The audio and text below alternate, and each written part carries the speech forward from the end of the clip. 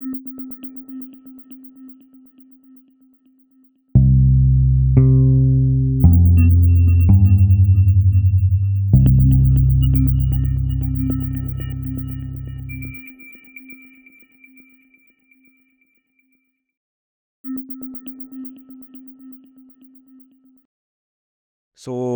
I had written about 130 columns in different newspapers and magazines, and co-authored with my co-writer Harsh Madhusudan as well, some of them. And after a point, the impetus to write a book came from some of our mentors and colleagues in the world of non-fiction writing. So they really encouraged me to sort of think of a bigger project. So people like Sanjeev Sanyal in particular, and that was the genesis actually, because I never thought of myself as a writer to begin with. So it was their kind of motivation, their kind of goading in some ways as well, which gave me the courage and gave me the confidence to take up the project. I've always had certain views about policy making and making a better country, making a prosperous, secure India, and creating that in within a certain time span. Of course, one can kind of have that goal in perpetuity, but one always thinks, what does it take to accomplish that within a certain time frame, and what are the right policies which will get us there. So after a lot of thinking and reading and researching on those aspects, the idea with the book was to create a coherent framework on how to kind of develop a country which was secure, prosperous, also more kind of equal and more capitalist, if you will. So that was the kind of genesis of it. And the book delves into all of these themes, including tying back some of these themes to India's own cultural and civilizational ethos. So often many observers will see the two in conflict. In fact, many types of colonialist narratives also portray India as poor because of cultural reasons, which obviously I believe is completely false and in fact even racist. So my view has always been that with the right policies, India can do just as well as any other country.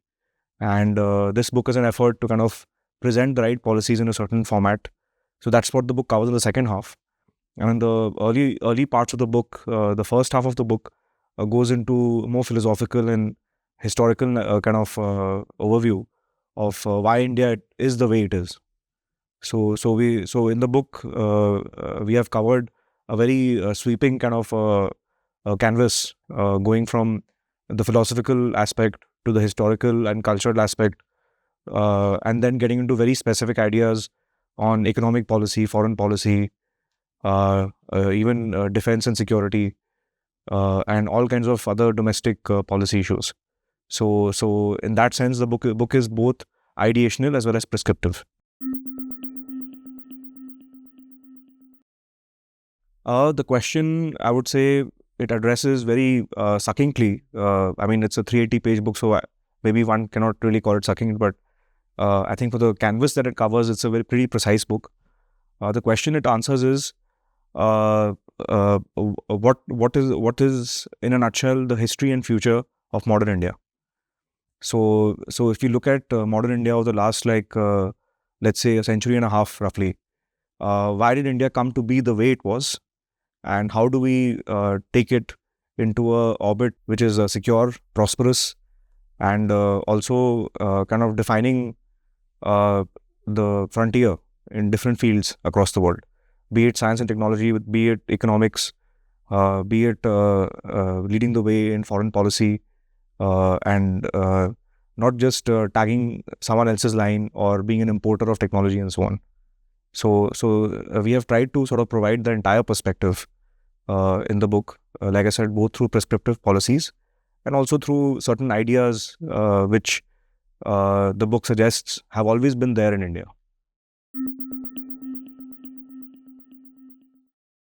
I think the book in the first half really addresses this misconception that democracy and capitalism are foreign things, and they're not Indian things. So many foreign observers, many Western observers will often say that, oh, how does the Indian experiment work? India is an outlier, it's an accident. such a diverse country cannot exist, and so on. But the reason they have such views is they are not accounting for the cultural ethos and the millennia-old traditions of India.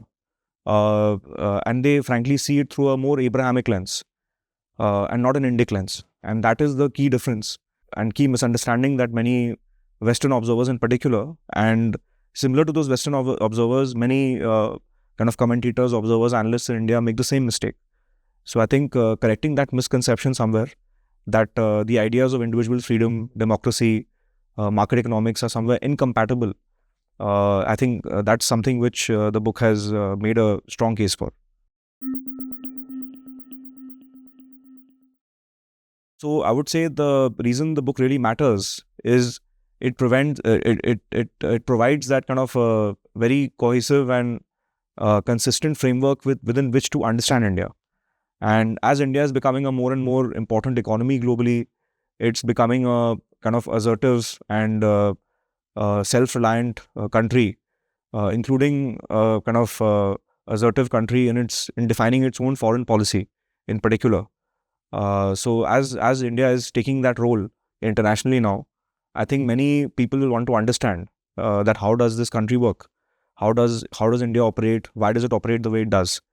And I think for all those kind of people who are trying to, from the outside, understand what's going on here, and even from the outside, many citizens, many residents over here may want to make sense of why India is the way it is and what India is looking to do.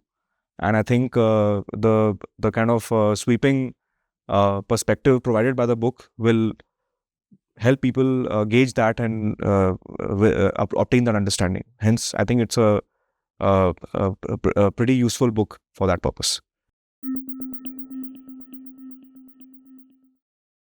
I hope the reader does sort of imbibe the ideas that individual freedom and market economics are necessary even in stronger doses for India to keep succeeding and keep maintaining that level of growth and achieving that level of security and prosperity that we want. And we should not have ifs and buts around this. I think as a country we have tried all the other options for better part of like 60 to 70 years. Most of those options failed. There are ample examples of it. Frankly, nothing new is really being attempted in India. It's more about navigating the political economy of reforms. And one really hopes that readers understand that the bigger idea of why freedom matters and why that is necessary to kind of improve the state of the country in every dimension.